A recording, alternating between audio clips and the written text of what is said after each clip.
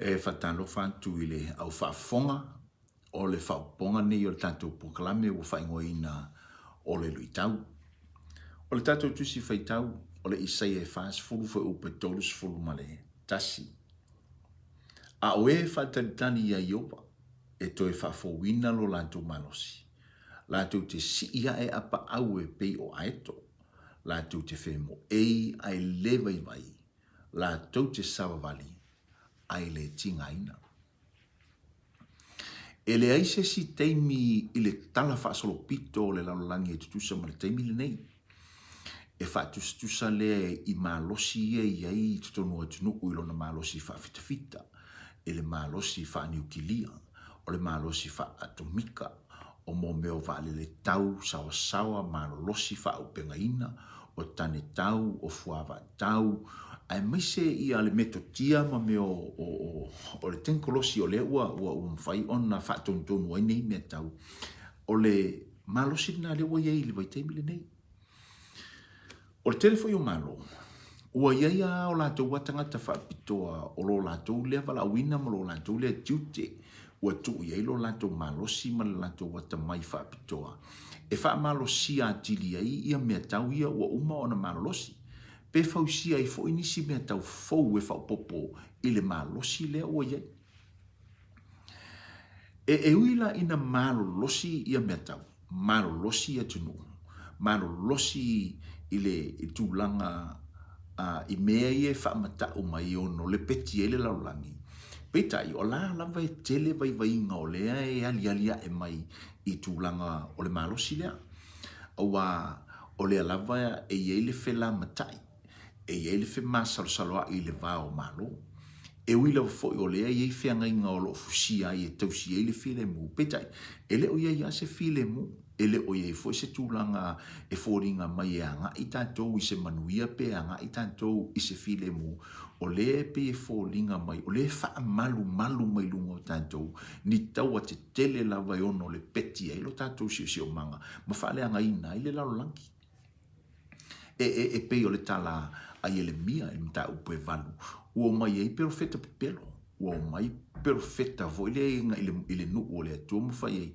Ia o tau o tangata tu te manuia. Ai petai, ele aia ma se manuia o iai. E pe te whapenale vai teimi leo o tātou iai. O le tangata la whatutua ma le tangata kerisiano. E uila wa o lea e ola i tutono le si o manga whapena. Petai, e baua lava e ia lona manuia.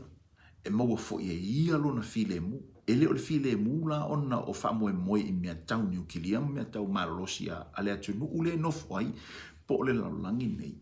A o lona maralosi ma lona whamoe moenga. E maua mai e fionga a le atua. Lea nita to whaite whamai.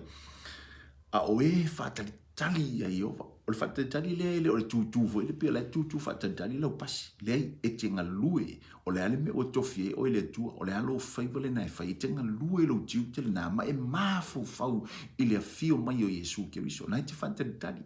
A whai o ele whai whatoanga. E whai lau whatoanga e te whataritali. A whai o ele whai aonga e te whai aonga e te whataritali. A whai o ele tina e no whale. Po le whai au. E whai uma o tātou tiu te. Malu tātou mafu whau o le teimi e te fio mai Yesu. Whamai le au e whataritali a iova. E whafo wina lo lato malosi. O le malosi le maua mai le whataritali i le atua. E leo se malosi e maua mai ono mea tau whaaniukilia. Lea e si o si o mea i tātou laulangi nei. Mai lātou te si ia e apa au e pe o aitu. Lātou te whemo ei ai le vai. Lātou te savavali ai le tingaina. O le polo misile na le tua o mai i a tātou i le tangata e ola ai whataritali i lona toia fio mai. Mai le tala profeta. Mai ala apostolo whapea. A whai e ngata i lalo nei mea tātou te mana tunati ei. Ua sili lo tātou mala i ei tangata uma. Lono winga, tātou te ola i lalo nei. A tātou te mana tunatu i mea o le malo o le atua. O inai mau ilo malosi. O inai mau ilo filemu. O inai mau ailo manuia. Ma o inafo i whapena. Ana wha oli ina ilo loto i tonu o laulangi. O lo o tumu i le whememe ai. O lui tau mo oe le tai aole nei. O whea le na e te iai. O le te talo.